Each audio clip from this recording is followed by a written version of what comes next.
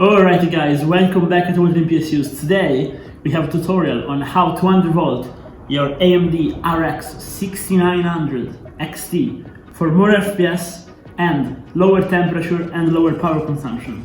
The card we're using today is an Sapphire Nitro Plus RX 6900 XT, and we run it in this silence case, and we are testing it on this 2560 by 1440p portable monitor right here. So let's get straight into it, shall we? Okay, so the first thing we'll need is to open up Heaven Benchmark and let it run while we set the undervolt. You will find the link down below. Now, what you want to do is go over here, open your Radeon Adrenalin driver and open them up. They will open up. Now you want to go on performance and on tuning. At this point you want to select right there the custom option, and then it will look something like this. Okay, now you want to hit enable the advanced control, enable this one, enable it here, and this will allow us to have the proper control on our GPU. Now I will give you a preset in case you want to just apply it, but I will also show you how you can do a proper job and actually find where your card is actually stable at. I will explain every single thing of this, what it does. So this one, the minimum frequency is the frequency the card goes at when it's not really under load. So by bringing this one up, usually it's recommended to bring it up to 100 megahertz less than your actual frequency. You will improve the stutter, reduce the stutter, and you will get better 1% lows in your FPS. So this is really important.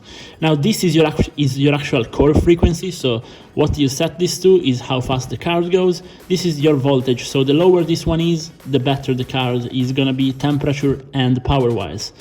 And then this is your VRAM tuning. You can work on this one in case you wanna improve your performance a bit, but this is not really necessary for the undervolt. Okay, the last thing we need is the power limit.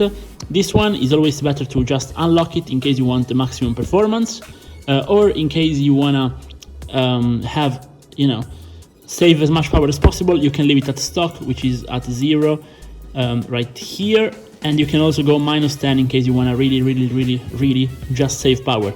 But for this tutorial, the power limit, just set it to the maximum, okay? To the maximum right there.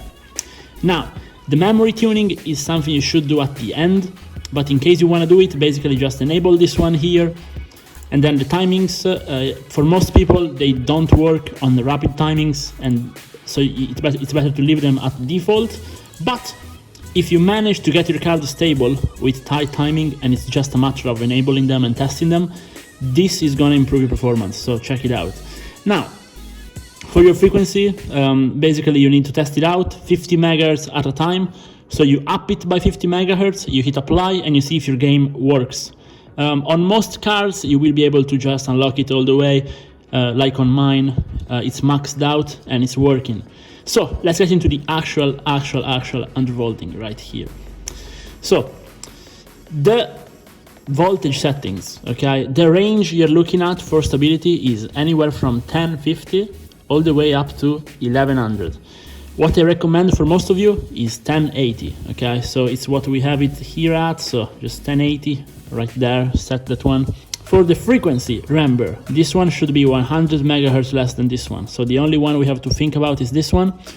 For most people, I recommend 2555, well, 2550. But the range at which you're looking at is anywhere from 2400 all the way up to 2700 if you're really lucky. So in this case, just set it to 2555, 2455 right there, 1080 here. If you want to copy it, just copy those things here, copy this one, leave this one alone, and then hit apply. And this will dramatically reduce your temperature while keeping the card really quiet, and it will actually improve your FPS a bit. So this is it. Try it out. If you have any question, leave it down below, and see you in the next one, guys. If you liked it, please drop a like and a sub. Bye.